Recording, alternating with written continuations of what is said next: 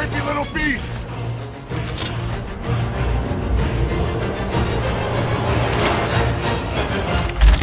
Oh, yeah.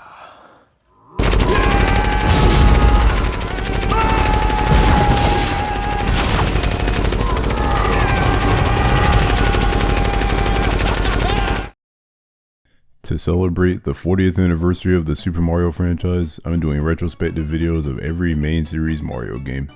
At this point, I have covered the original Super Mario Bros., both versions of Super Mario Bros. 2, Super Mario Bros. 3, and even Super Mario Land for the Game Boy. Sheesh man, I have been on the grind. And in today's video, we're taking a look at the legendary Super Nintendo launch title, Super Mario World. Oh man, Super Mario freaking World. I love this game. Of all of the classic 2D Mario games, Mario World is easily the one that I have the most fond memories with. The 16-bit graphics are amazing and have aged really well even to this day. The sheer amount of color that Mario World has is awesome.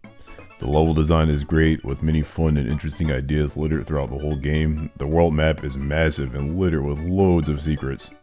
This game introduces Yoshi, one of the most iconic and important Mario characters of all time. Tons of fun enemies are introduced, the new power-ups are fun. I could just go on and on, man. It really can't be denied the huge impact that Mario World has had on the series. There's a reason why you see Mario World on many people's best games of all time list. There's a reason why Mario World still has a gargantuan community of people who play this game even today. This is one of the most solid and polished Mario games ever released. A game that remains consistently fun and engaging from when you boot it up all the way to when the credits roll. I mean, do I even need to say anything else? I could totally end this retrospective video right here, honestly. But no, as always, we're going to go deep into this game and see how well it holds up. Is Mario World really as good as I remember it being? That's what we're going to find out today. Buckle up folks, because this is going to be a long video. My longest Mario retrospective video yet. I'm a Mario Man 847 and this is my retrospective / review of Super Mario World for the Super Nintendo. Here's a fun fact.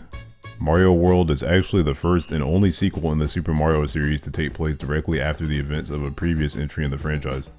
The instruction manual mentions how after saving the Mushroom Kingdom for Bowser and the rest of the Koopas in Super Mario Bros. 3, Mario and Luigi needed to recuperate from their adventures. Together they agreed that the best place to vacation was a magical place called Dinosaur Land. Huh, that seems to contradict the whole Super Mario Bros. 3 being a play thing, but I digress. I think this is pretty cool actually. I mean, I don't really care that much about story in Mario games, but it is kind of nice to see some continuity here for once. It makes it feel like you're making some kind of progress with these characters. I think it would be nice if there were more games in the Mario series that had continuity. Whatever though, that's not what's important here. My main focus in these Mario retrospective videos is about the level design and gameplay, as that's ultimately what decides what makes a Mario game good in my opinion. So I'm not going to stall anymore and just get right into it. World 1, Yoshi's Island. Right off the bat, you already have the choice between two different levels. Let's start things off with Yoshi's Island 1. Oh man, a brand new Mario adventure. I'm so excited to get in. This is probably the most fondly remembered beginning to any Mario game. I honestly don't even know why they decided to do this, but I love it. It kinda sets the stage for this game and shows that all types of wild things can happen on this adventure. There are plenty of new things to discuss about this first level. First off, we have these new enemies named Rex. These enemies serve as a tutorial for Mario's new abilities in this game. You can either kill these guys normally by jumping on top of them twice, or you could use Mario's handy new spin jump to kill them instantly. Yeah, Super Mario World introduces the spin jump to the 2D Mario series. While spin jumps don't go as high as Mario's normal jumps, they're more powerful than Mario's normal jumps. They can kill many enemies in one hit and also jump on top of enemies that Mario can't normally jump on, like Spinies and Piranha Plants. Spin jumps can also destroy flip blocks, which is useful for getting to many new areas throughout the game. Spin jumps are a very cool addition because it adds a new dynamic to Mario's jumping abilities. Now you have this extra jump that you can use to pull off all types of things that Mario could never do before. It's awesome. Another new thing in Mario World are these hint boxes that give the player tips and tricks on many of the game's mechanics. I think this is cool that the game has these optional hints within the game itself. It doesn't come off as super handholdy or anything. It's just nice to have these little extra tips and tricks to teach the player specific things. Here's a big new thing though. In Mario World, if Mario collects a power-up while he already has a power-up, you can now put that extra power-up in reserve. So if Mario loses his power-ups, you can now use your reserved power-up to get another power-up back. I think I used the word power-up too much in that sentence. But yeah, this is a really great idea, because in previous Mario games, if you collect a power-up while already being powered up, the power-up doesn't do anything besides give you some score. But now there's this whole new dynamic of being smart with what power-ups you want to keep in reserve as you progress through your adventure. It's great. Another new thing introduced is the fact that Mario can kick shells straight upwards into the air. This is another way that Mario World adds more versatility to Mario's abilities. This is also the first Mario game to actually have visible checkpoints. There were checkpoints in some previous games, but this is the first time where you can actually see where the checkpoint in the level is at, which is really great. It also does a good job at essentially marking the halfway point of a level. Man, we just started and it already feels like there's a lot more going on in Mario World than any other Mario game so far. I haven't even talked about everything like the new dragon coins or the giant gates at the end of each level. But man, if I go over every little detail of this game, then this video will just never end. Yellow Switch Palace. After beating the first level, you gain access to the first Switch Palace in the game. Man, I've always loved this room where you hit the P-switch and a ridiculous amount of coins show up. It's such a huge dopamine rush. Is it even possible to collect all the coins in this room before the time runs out? Thinking emoji. After hitting this big yellow switch, all the faded out yellow blocks in the world become tangible now. This marks the first Mario game where you actually have a reason to go back into levels you've already played before. Actually, now that I think about it, this is the first Mario game that even lets you go back to levels you've previously played before. If you beat a level in SMB3 for example, the level essentially disappears from the world map and you can't even go back to it. And hey, look at this. This is also the first Mario game that actually lets you save your progress. I mean, that is just really awesome for obvious reasons, especially with how big of a game Mario World is. I couldn't imagine not being able to save your progress in this game. Heck, I'm of the opinion that SMB3 should have had save points. Alright, let's move on to the next level. Yoshi's Island 2.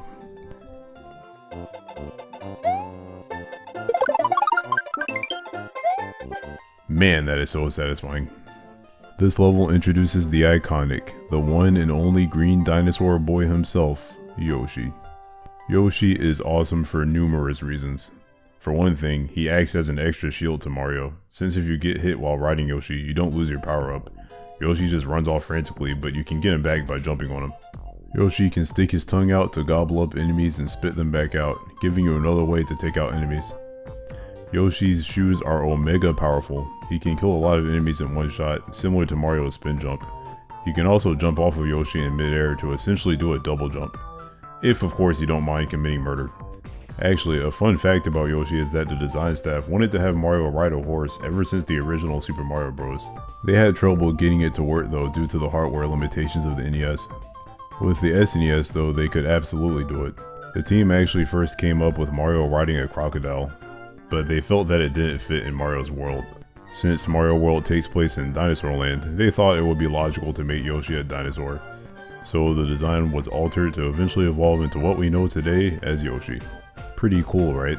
But yeah, this level introducing Yoshi is really the main draw of it. Besides that, it's a pretty standard level with Koopas and Monty Moles and whatnot. On to the next one.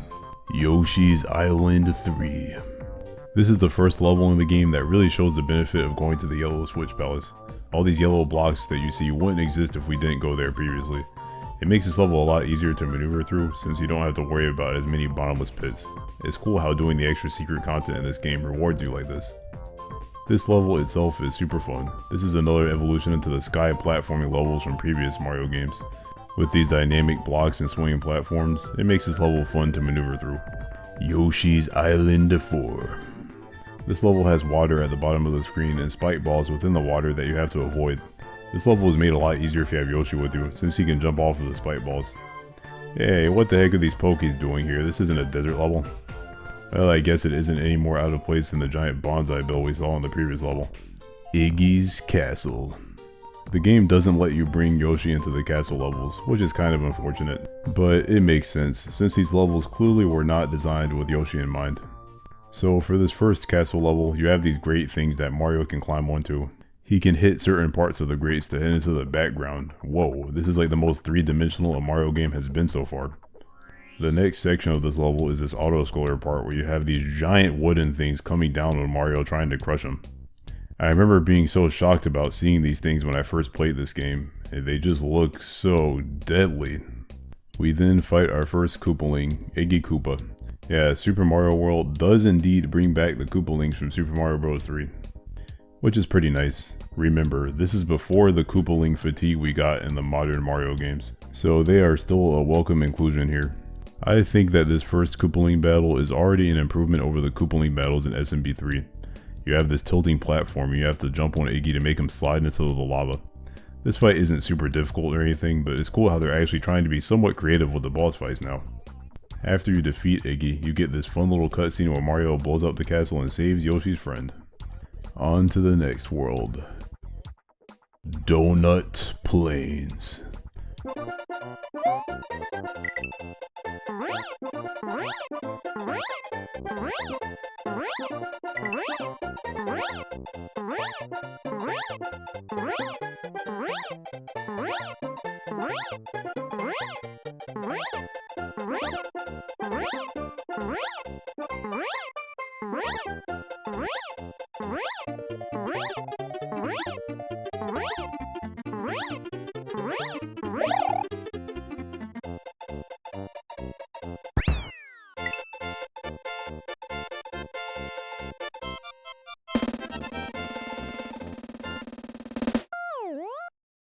Peak gameplay. Donut Plains introduces the big new main power-up of Super Mario World, the glorious Cape Feather. The Cape Feather is basically a more overpowered version of the Super Leaf from SMB3. The Super Leaf in SMB3 lets you fly into the air, but was limited by your P meter. The Cape in Mario World pretty much just lets you fly through the level endlessly, as long as you keep pressing left on the D-pad to keep ascending. You can dive down in the air super fast by holding right, which also destroys nearby enemies when you land. You can descend slowly in the air and also destroy enemies with a close range attack, just like with the Super Leaf. I'll admit that the Cape Feather isn't the most creative Mario power-up, as it essentially copies what the Super Leaf does for the most part. And you could also argue that it's a little too overpowered. Regardless though, I still think it's an entertaining power-up to use. I mean honestly, I get a kick out of just completely breaking some of the levels in this game with this power-up. If anything, the sheer power of the Cape Feather allows the player more freedom with how they can choose to tackle a level. Man, I have to say though, when you're riding Yoshi and you have the cape power up, you feel kind of unstoppable. It's no wonder that they feature this in the box art of the game. The fact that Yoshi gives you extra health and you have the cape which lets you fly over everything. It can make some of the levels in this game almost feel trivial. Donut Plains 1 is basically a playground level for the player to fly around a lot with a cape. This level features a signature aspect of this game that we're going to be talking about a lot throughout the course of this video. Secret exits. Oh boy, here we go. This is one of the primary things that makes Mario World feel like the biggest Mario game so far. Because when you reach a secret exit, it opens up a brand new path on the world map that usually leads to a new level, or in some cases, even a whole new world. It creates this huge entanglement of paths on the world map that all interconnect with each other, making the world in this game feel like one huge map instead of a bunch of small maps. It's awesome actually, and it really makes you feel like you're exploring, well, a world. I feel like Mario World is the kind of game that you have to see the many secrets it has to offer in order to fully appreciate the game. I mean heck, Mario World having all these secrets and having such a big world in general is why this video is so dang long. There is just a lot going on in this game compared to previous Mario titles. I know that secret exits are nothing super special these days because they're in like every Mario game now, but this was definitely a super cool new thing for the time.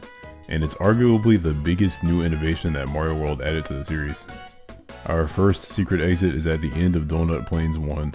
At the end of the level, if you fly up onto these yellow pipes, you can grab a key that opens up this keyhole, leading to our first secret level in the game, Donut Secret 1. Donut Secret 1. This is a water level that has these sleeping fish dudes that chase Mario when he goes in front of them. Calm down, bro. Jeez, I wasn't even disturbing you. As revenge, let's take him out in his sleep. Get wrecked, loser. This level also introduces the pea balloon, which makes Mario all big and huge and lets him float in the air. Huh, now that I think about it, they totally reused this power up as the form of Blimp Yoshi in Galaxy 2, didn't they? I've always loved the sprite of Mario when he grabs the pea balloon though. The guy looks like he's about to burst. And wowee, there's another secret exit in this level as well. A secret exit in a level that's only accessed by a secret exit. It's like secret exitception. Yeah, get used to this. There are quite a lot of secret exits in Mario World. Donut Secret House. Here we have our first ghost house level in the entire series. Ghost house levels are basically haunted houses that have more puzzle elements than your typical straightforward Mario level. I think that ghost house levels are a nice change of pace. It's nice to have these levels that work your brain a bit. They're a good way to break up the monotony of the standard platforming levels. This particular ghost house is pretty simple. You just have to grab a P-switch which reveals a block, and then you hit that block revealing a vine that leads to a door. Then you have to fight this giant boo guy by tossing blocks up at him. Hey, this is another example of this game having more elaborate boss battles than previous Mario titles. After getting the secret exit in this level, it leads to, whoa, Star Road? We got secret worlds now, this is sick. I mean, it's entirely possible many of the people who played Mario World back when it came out didn't even know this world existed. This is such a cool concept that just makes the game feel even bigger in scale. Should I play the Star Road levels now or save them for later? I'll just play them now. Star World 1. Whoa, what the heck is this? This whole level is literally just a giant cavern of blocks that Mario can spin jump to destroy. Yeah, this definitely seems like a level they made purely for fun. It's the kind of level you probably wouldn't want to have in the main game, which is why they made it a secret level. It is pretty dang satisfying to destroy all these blocks though, not gonna lie. Huh, I wonder what this baby red Yoshi does. Whatever, who cares, let's just leave him. Anyways, that was fun. Let's go back to the main path for now. But wait, getting the normal exit in Donut Secret House leads to this warp pipe that leads to... Whoa, is this the final world?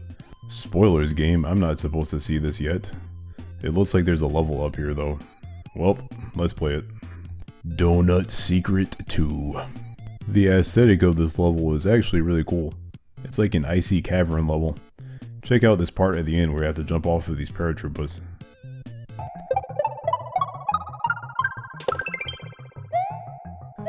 Now that is satisfying. Huh, it turns out that this was just a shortcut to get to Donut Plains 3. Wow, it really is impressive how interconnected they managed to make this world map feel. Alright, let's for real go back to the main path now. Donut Plains 2. This level is a slow cavern autoscroller with bats and these giant moving macaroni and cheese platforms. The thing that sucks about this level is that it does have a secret exit, which means you're forced to play through this slow autoscroller twice. It's an important secret exit too, since it leads to the Green Switch Palace, the second of the Switch Palaces that makes all the green blocks in the world tangible. Awesome. And we have to go through this level again. Resident Sleeper. Donut Ghost House. This is a clever little ghost house level. Basically you hit this P-switch and it shows this huge arrow pointing to a door, but this is actually a bait, because when you enter that door, it just loops you back to the same room. What you're supposed to do is hit the block and then go to the door on the right instead of the one on the left. Then when you hit the block, a vine comes out which leads to the exit. I don't think this ghost house is super confusing, but it probably stumped a lot of kids back in the old days. Oh, and did you think we were done with the secret exits in this world? Think again, because by flying to the top of the first room in this ghost house, it leads to another area which leads to the secret exit. I believe this is one of the earliest examples of needing a specific power-up to access a secret exit. Top secret area? What the heck is this? Wait a minute, this is ridiculous. This is not even a level. This is literally just an area you can go to get power-ups and also Yoshi whenever you want. A 1-up mushroom even comes out of this egg whenever you come back here with Yoshi, so you can actually farm infinite lives here. This is broken. I mean, sure, I'll take it I guess. I honestly don't even remember this. Donut Plains 3. Let's try to cheese this level with the cape. Geronimo.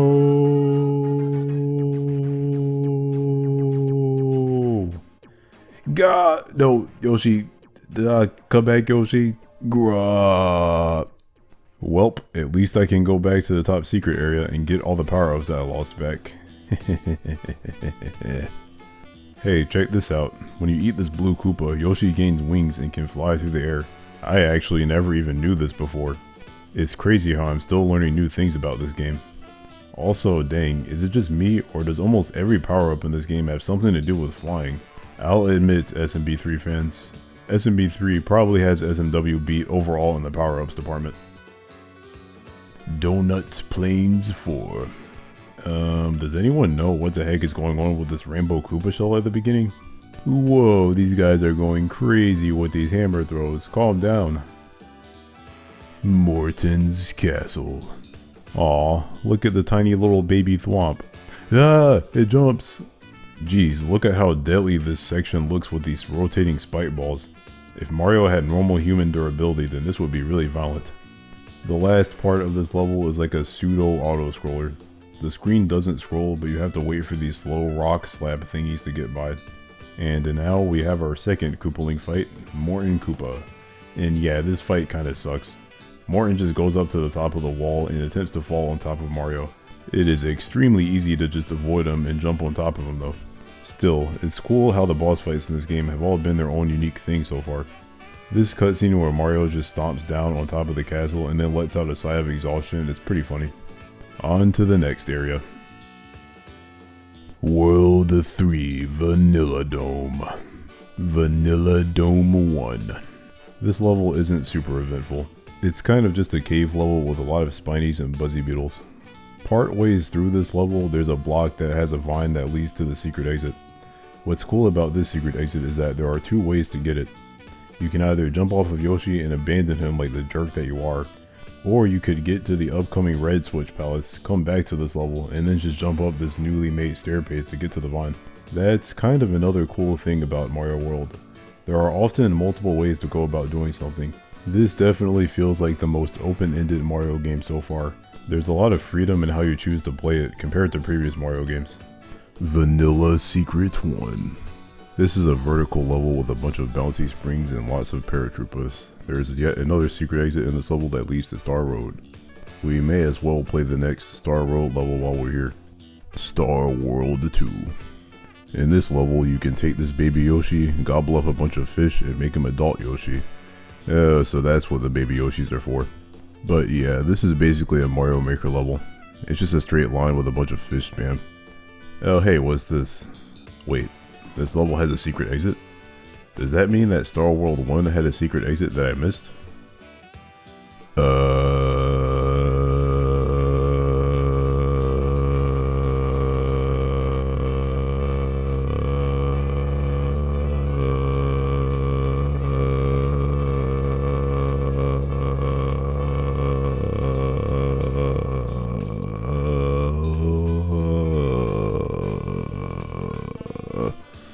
Well now, that was awkward. Actually, I totally forgot to mention that secret exits in this game are marked by red dots. Yellow dot levels only have one exit. So yes, there is actually a way to know which levels have a secret exit or not, which is nice. Something cool about Star Road is that it acts as sort of a gateway between the different worlds in this game. For example, I'm able to quickly move from Donut Plains to the Vanilla Dome in just a few steps by taking these warp stars. That means that the Star World in this game is how Mario World handles warping between worlds. That's pretty cool. Anyway, let's head back to the Vanilla Dome. Getting the normal exit in Vanilla Secret 1 leads outside to Vanilla Secret 2. Vanilla Secret 2. This level is pretty weird. Not only do you have the strange green textured ground, but the level starts off with some serious paratrooper spam. And then after that you have some falling bob-bombs with parachutes and some spinies. It feels very random and there doesn't really seem to be a theme here. This is actually something I've been noticing about some Mario World levels in general. Vanilla Secret 3. Jumping dolphins galore. Man, I don't know why every Mario game has to have some level littered with jumping fish. Beating Vanilla Secret 3 leads to Vanilla Fortress. Wow, this is a long secret path. Vanilla Fortress. This is an underwater fortress level with rotating spike balls, thwomps, and lots of fish dry bones. At the end you fight Reznord. They're not super challenging, just gotta jump under these 4 stone blocks to take out all the Reznords and they're finished. But hey, this is a completely original boss fight, so still cool. Beating Vanilla Fortress leads to Butter Bridge 1. Wow, we are still going down this secret path. This is practically a secret world at this point. This is an example of how you kinda need to find the secret exits to get the full true Mario World experience. Whether or not that's a good or bad thing is up to you really. Butter Bridge 1. Oof man, this is a really slow auto-scroller. I kind of feel like this level didn't really need to be an auto-scroller either. It has a pretty cool gimmick with these lowering and rising mushroom platforms. I think this level would have been a lot better if it wasn't an auto-scroller. It's still an okay level though. Our next level is Butter Bridge 2. Butter Bridge 2.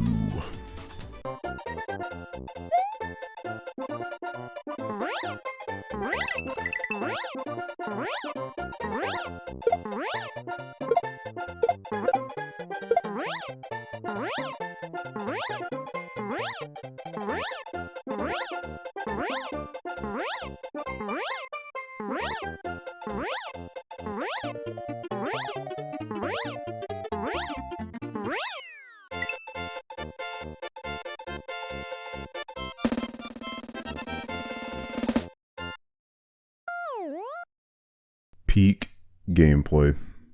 After beating Butter Bridge 2, wait a second, this leads to Ludwig's Castle? This is the 4th castle and we haven't even done the 3rd castle yet. This really feels like an open world 2D Mario game, man. For now, I'm going to go back and do the rest of the normal levels in the Vanilla Dome. This level is like a half underwater and half cave level. It's pretty interesting. This level probably has the hardest secret exit to find so far. You have to grab this P-switch, hit it, and take this very specific path to get to the key and make your way to the keyhole. It's worth it though, as this is the level that leads to the Red Switch Palace. That's 3 Switch Palaces down, awesome. Onward to the next level. Vanilla Ghost House. This Ghost House level is actually very straightforward. After passing by these giant weird green bubbles, seriously, what are these things? You have to hit this P-switch and you have to collect these coins and then hit this P-switch to enter this door that leads to the goal. Yeah, this is not really much of a puzzle to be honest, but it's no big deal. Vanilla Dome 3. This level has you ride on a skull platform across a path of lava. There are even these lava monsters that jump out at Mario. Normally I would be against a level like this, but there's enough going on here that makes it an entertaining level. I'm not going to re-record that. Vanilla Dome 4. I really like the visual aesthetic of this level. It's like this nighttime sky level. It's pretty unique. There are lots of bullet bills, paratroopers, and these bouncy spring platforms. Pretty fun stuff. And now we have reached Lemmy's Castle. This level introduces Kamek, who is a pretty iconic Mario villain these days. I mean heck, Kamek was even a character in the Mario movie. In this level, Kamek shoots out these magical beams that turn blocks into enemies. Wait a minute. Kamek shoots magical beams that turn blocks into enemies? This sounds like how Bowser turned the residents of Mushroom Kingdom into blocks back in SMB1. What if Kamek was actually the one who did that back then? Because as far as I know, we've never actually seen Bowser use magical abilities in any of the games so far. It would make more sense if Kamek was the one who turned the residents of the Mushroom Kingdom into blocks instead of Bowser. Huh, interesting. Okay, enough with the Mario theories, I'll save it for the Mario timeline video. This is a good enough castle level, I suppose.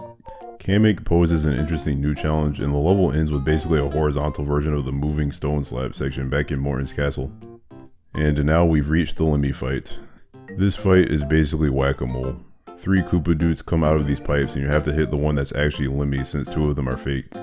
It's nothing too crazy, but so far literally every boss fight in this game has done something different. So I'll give the game credit for that.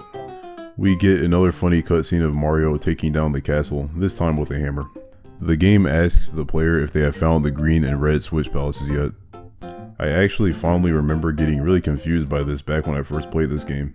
I was thinking to myself, red and green switch palaces? What the heck do you mean red and green switch palaces? I've been playing every level in the game so far and I haven't missed anything. It's at this point that I realized that there was a lot more to Mario World than I initially thought. It's a pretty cool realization though, when you realize that there's all this cool extra stuff that you missed. It makes Mario World just feel big in scale. World 4 Twin Bridges. Cheese Bridge area. Huh. Donut Plains, Vanilla Dome, Cheese Bridge area. I'm sensing a theme here. Anyway, this is a cool take on your typical auto-scroller level. You have 3 moving platforms that move across the lines throughout the level as you avoid these chainsaws. It's cool because you can switch to different platforms to avoid danger. There's also these ropes that you can climb later in the level. Yeah, I think that Mario World is doing a better job with the auto-scroller levels than SMB3 so far. Unfortunately though, you have to commit Yoshi murder to get to the secret exit. The secret exit here leads to Soda Lake. This is an underwater level that introduces a new type of bullet bill named Torpedo Teds. They are basically bigger bullet bills that come from these detached Mickey Mouse arms. Wait a minute. Bullet bill? Torpedo Ted? I literally just now got that. Very clever, Nintendo. Very clever. This level is actually pretty dang challenging because the Torpedo Ted spawns super fast. There are some parts of this level where I legit couldn't avoid these things for the life of me. Beating Soda Lake leads to another path to Star Road.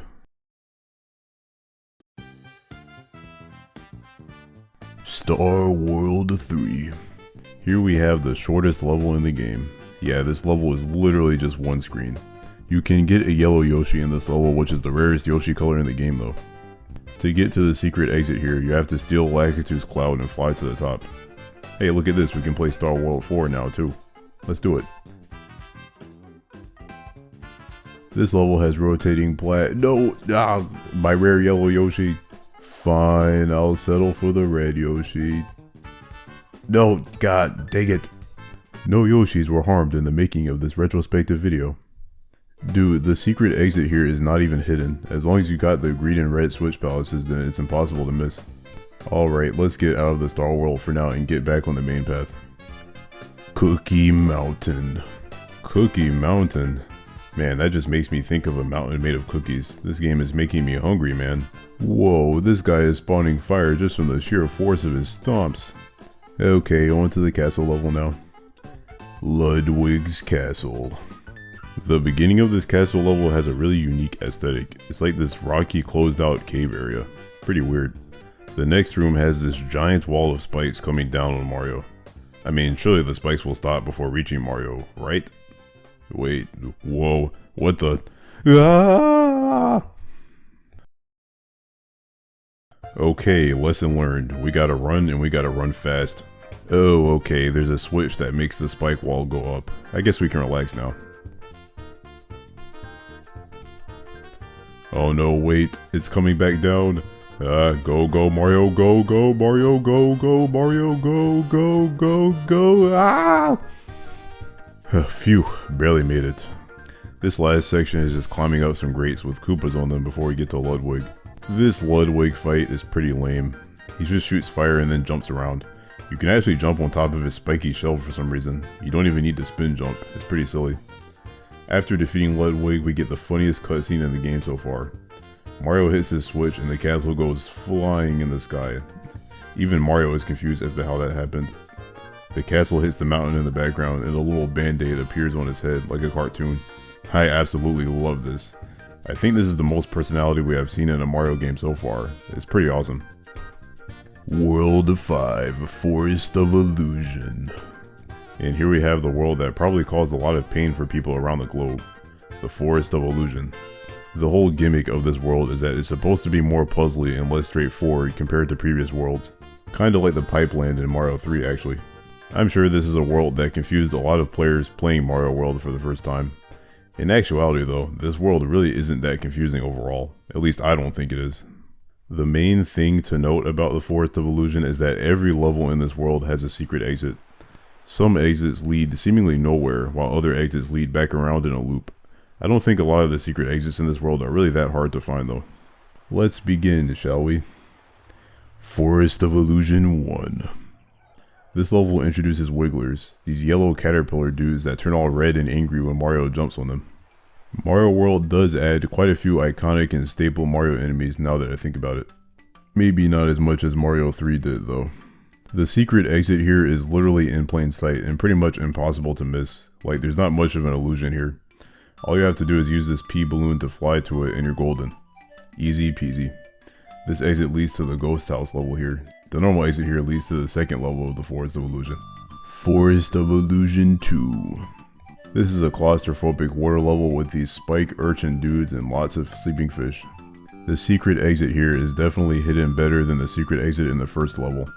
There's a wall here that looks like it's solid, but you can actually just go right through it and it leads to the secret exit here. Credit where credit is due. This secret exit actually feels like something of an actual illusion. This leads to the Blue Switch Palace, the final Switch Palace in the game. Forest of Illusion 3. This level is kinda strange. It's pretty much just a bunch of bubbles with these enemies trapped inside of them, and a lot of warp pipes. What probably confused a lot of players here is the fact that the normal exit in this level actually loops around back to the ghost house level, so it might lead you to believe that this world is just a never-ending loop. The secret exit here is found by just entering a random warp pipe in the middle of the level. Yeah, honestly dude, putting your big secret inside of a random warp pipe is like the least creative thing you can do in a Mario game in my opinion. There's not really much of an illusion or puzzle there, just gotta try every warp pipe until you find the right one. Walt. The secret exit in this level actually leads outside to the castle level, but since this is an in-depth Mario World retrospective, we gotta take a look at every level in all the worlds, including this one. Woe is me. Forest Ghost House. Now with this level, I guess I can kinda see how the secret exit here may have been difficult for some players to find. Near the end of the level, there's a P-switch that reveals a hidden door on the right side. You then have to jump up to the left side to a seemingly empty area until you find a door that leads to the exit.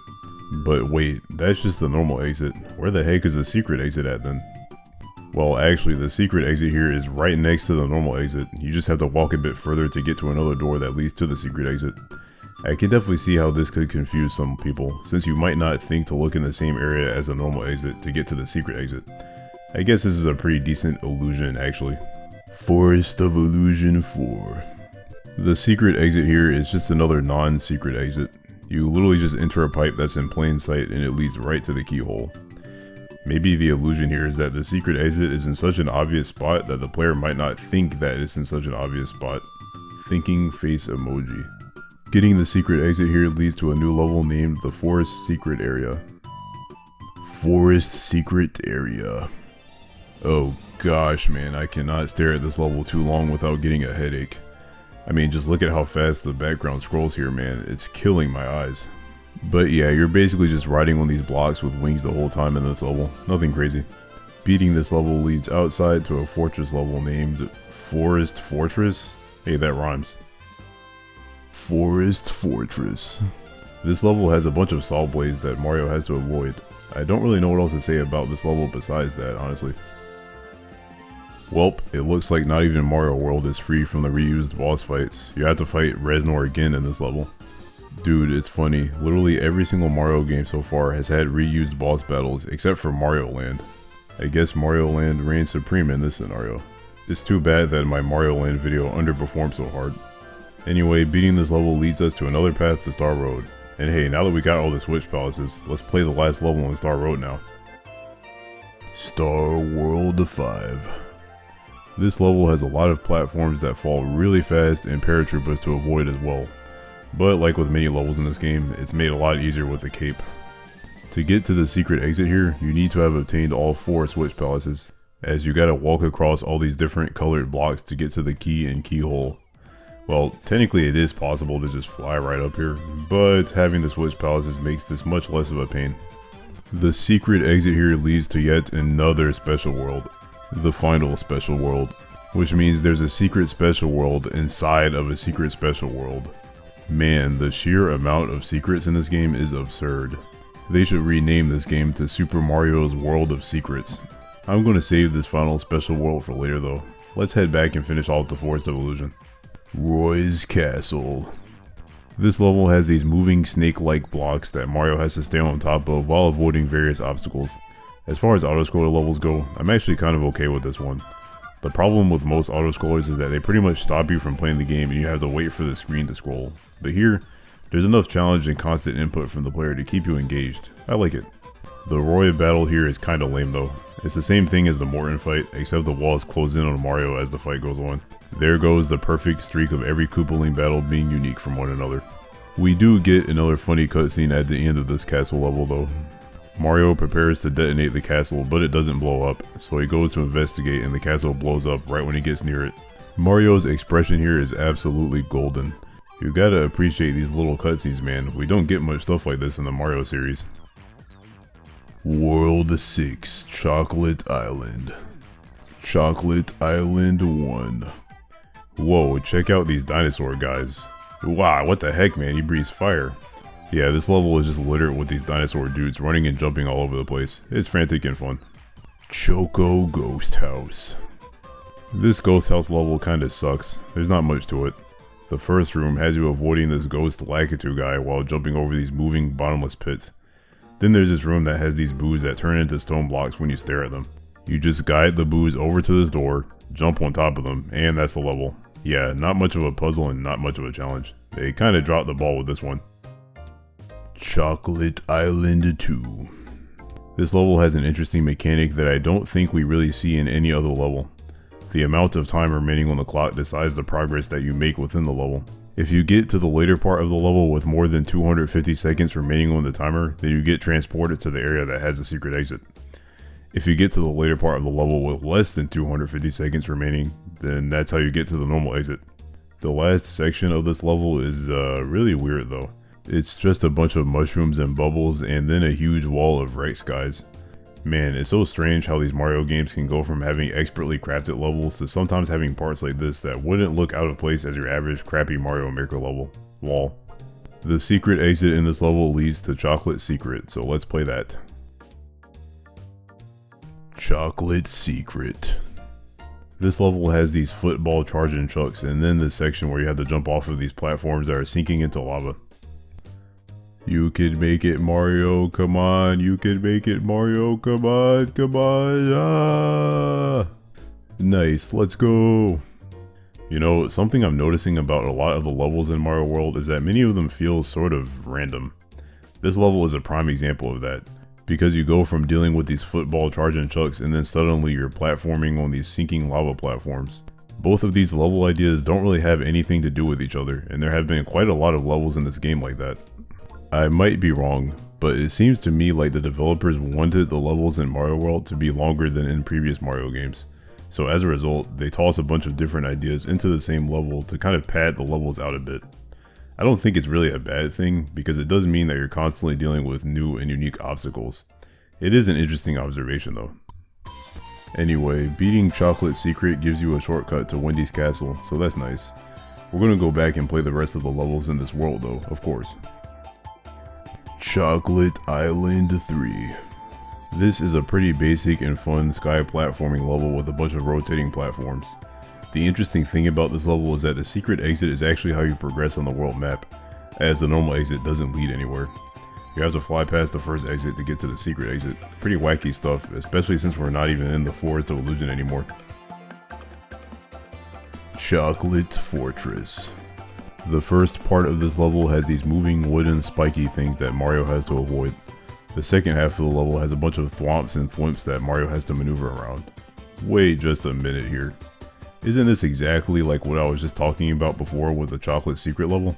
Like you have one half of the level that has one particular theme, and then the next half of the level has a completely different theme.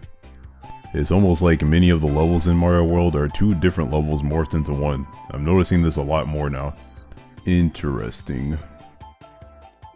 Chocolate Island 4. This level is all about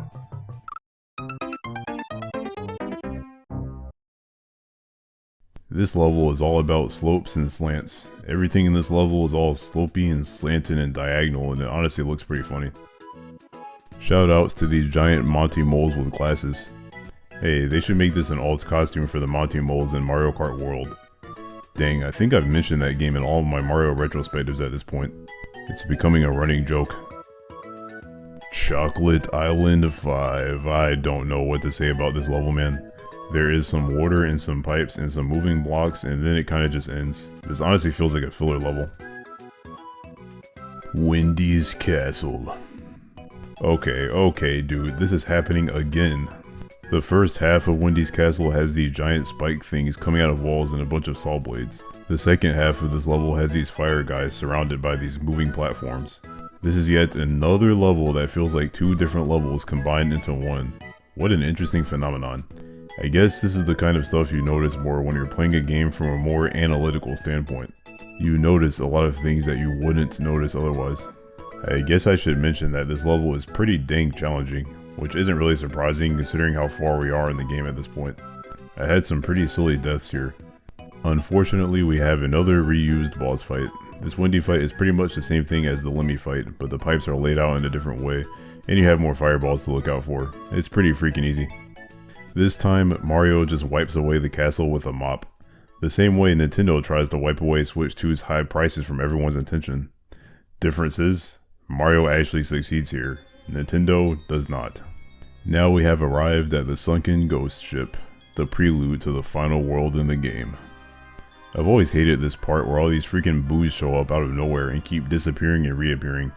It feels impossible to not take damage here because the boos show up so fast and you can hardly react to them. I guess it is kind of a fun jump scare moment though, fitting of a haunted ghost ship. And hey, you're rewarded with this fun section where you're free falling with a star and just taking out a bunch of enemies. It's an adrenaline rush. Here we go to take on the King of the Koopas himself.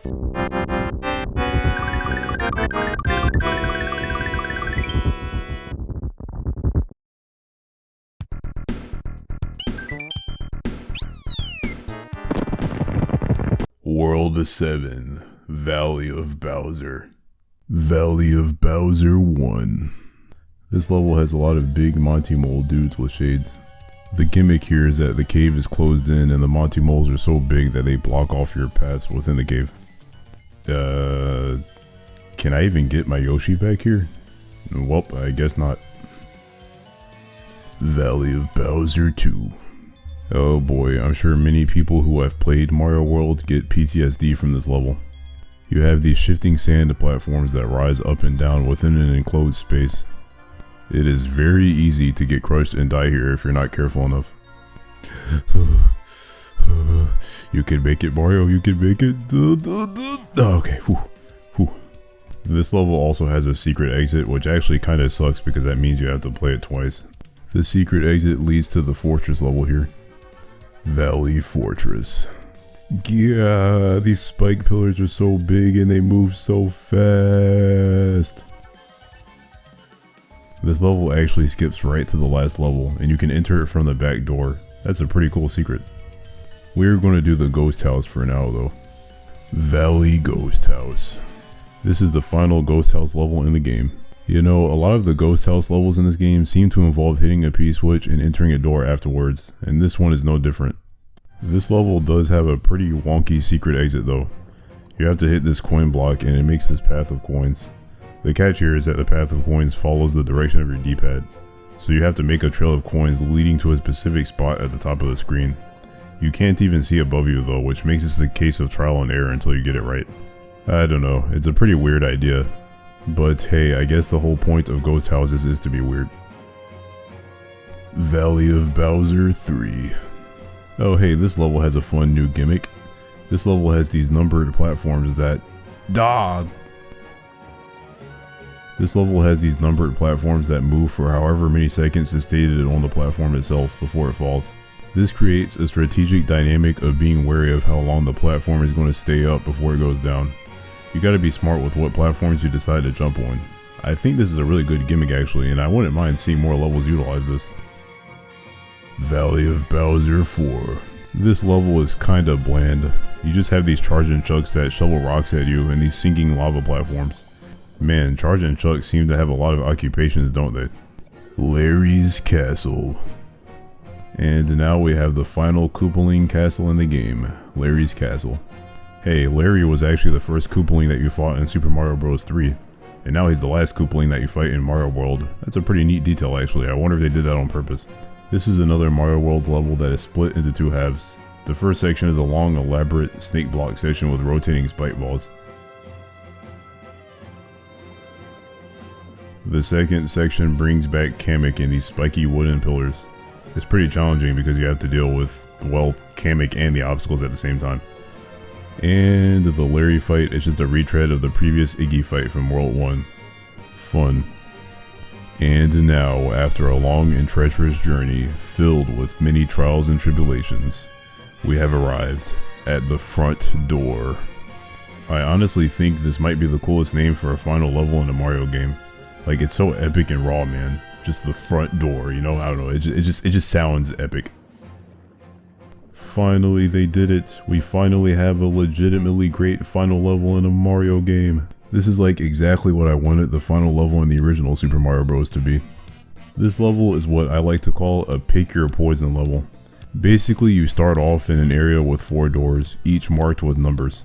When you enter one of these doors, you enter a platforming challenge. It's up to you which of these 4 platforming challenges you want to beat to get to the end of this level.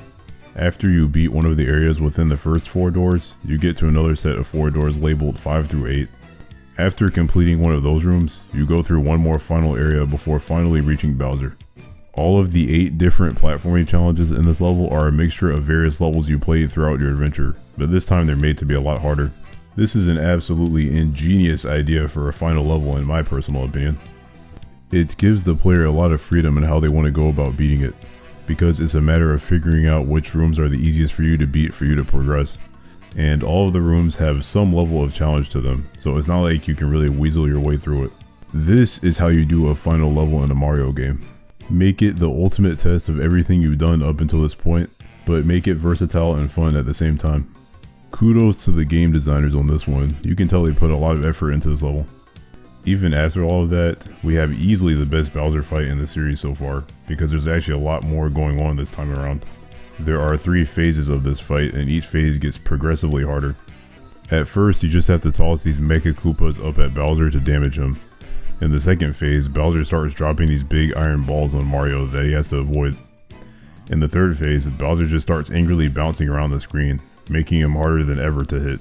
Also, in between each phase, Peach comes out of the Koopa Clown Car and gives Mario a mushroom to help him. I really like this actually, it makes the stakes feel even higher with Peach desperately trying to help Mario.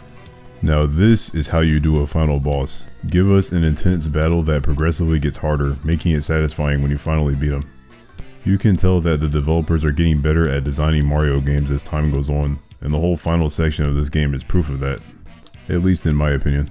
After defeating Bowser, Mario's adventure is finally over and he decides to take a vacation with Peach, Yoshi, and his friends? Wait, since when did Mario have friends? I would like to see these friends that Mario has. Anyway, the credits roll and there's a nice montage of all the enemies you fought throughout your adventure. That is Super Mario World for the Super Nintendo. Jeez man, how long is this video at this point? Like 50 minutes? I haven't even talked about the special world levels yet. We gotta do those before finally closing the lid on this video. Special world. I'm not going to bother giving a detailed description for all the levels in this world, because for the most part the levels in the special world are just a random assortment of enemies and challenges that we've already seen, but just laid out in a way to make things more challenging. I mean, that is a logical way to handle a special world though. It's supposed to be a final gauntlet of challenges that creates the ultimate test for the player. Some of the levels in the special world are pretty well thought out, while some of the levels in the special world are kinda just random enemy spam. One of the levels in the special world is actually the title screen level, but they actually let you play through the whole thing. That's a pretty cool Easter egg. All in all, the special world levels gave me a huge Mario Maker vibe as I was playing through them. I think it's okay for the special world levels to be a bit crazier than the normal levels anyway. Here's a short compilation of some funny deaths that happened to me as I was playing through the special world.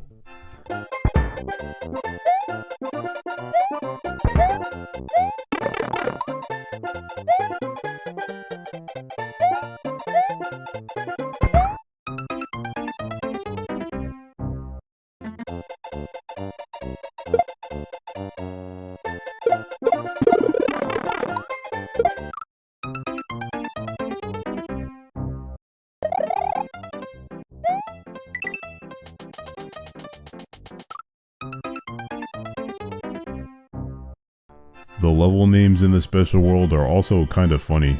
Gnarly, tubular, way cool, awesome, groovy, mondo, outrageous, and funky. All of these level names are based off of 1980s slang. Pretty strange decision to make the level names in a Mario game based off of slang, but hey, go off I guess. As you run through the last level of the special world, you get a path of coins at the end that say, "You are a super player." It feels nice to get that message from the developers at the end. They are acknowledging that you saw Super Mario World all the way through to the end and they're giving you a big compliment for it. I like it. After Mario World, Special Worlds in Mario games become a series mainstay, so credit to Mario World for starting the trend to begin with. Special Worlds are a nice fun way to give players who want just a little extra challenge to sink their teeth into. It's nice. After you beat the last level of the Special World, the season of the entire world map changes and some of the enemies in the levels transform into different things. Super Mario World has 72 levels with 24 of those levels having secret exits, which equates to 96 exits total. If you get all 96 exits, you get a nice star on your save file to show that you have 100% completed the game. Phew, okay, that's it. We're finally freaking done. Sheesh man, I did not expect this video to be this long. Mario World is just a big game with a lot of different elements, especially for classic Mario standards. Conclusion.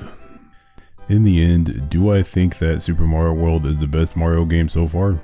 Well, yeah, I would personally say that it is the best.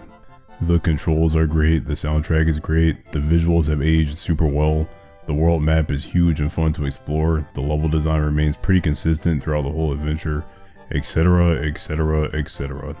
I pretty much have a never-ending plethora of good things to say about Super Mario World, but I am fully aware that there are loads of people who believe that Super Mario Bros. 3 is better than Super Mario World, and honestly, I can understand those people.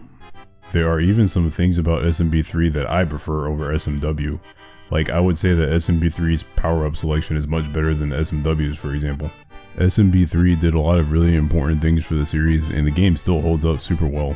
And in general, SMB3 is a much quicker and snappier adventure than Mario World. Some people might not be into the excessive amount of secrets that Mario World has, and how bloated it is in general. Heck, some people just flat out prefer the level design in SMB3 over SMW. That is all subjective in the end though. Regardless of what game you prefer, I don't think anyone can deny that both Mario 3 and Mario World are some of the most important Mario games ever created. They are some of the most important video games of all time, honestly, even all these years later. Super Mario Bros. 3 showed us how big a platformer game can be, while Super Mario World showed us how expansive a platformer game can be. Both of these games have stood the test of time, both of these games are among the best games on their respective hardware, and both of these games are just freaking fun to play at the end of the day. The cultural impact that these games have had on not just the Mario franchise, but gaming as a whole really cannot be understated. As for me personally, I have so many good memories playing Super Mario World. I mean, if we're getting serious for a second here, this game legitimately has been there for me during very dark times in my life. Whenever I was having a bad day, I could pop on Super Mario World and just looking at the bright colors and fantastical levels and the big world on my TV screen was enough to lift my mood. Super Mario World is one of the big reasons why the Mario franchise is and always will be my favorite video game franchise of all time. Okay, yeah, I think I've said enough at this point. If you watched all the way to the end of this video, I very much appreciate it because this is a long video. You are the real MVP. As for my next video, you're probably thinking that the next game will be Mario 64. But no, there are actually some main series games that came out before Mario 64. There's Super Mario All-Stars, which is a remake of the original Super Mario Bros. Trilogy with 16-bit graphics on the SNES. There is also Super Mario Land 2, 6 golden coins for the Game Boy. Some people technically might also count Super Mario World 2 Yoshi's Island as a main series game, but I'm not certain about that one yet. Honestly, I'm not really sure what my next video is going to be. I really want to do a video on Mario 64, so I may just skip to that one. But I do feel like I should at least do Mario Land 2, as that is 100% a main series game and the whole point of this video series is to take a look at all the main series games. Well, no worries, I'll figure it out. Regardless of what I decide to do next, I hope to see you guys for my next Mario retrospective video. Thank you so much for watching and I will see you guys next time. Have a great day everyone.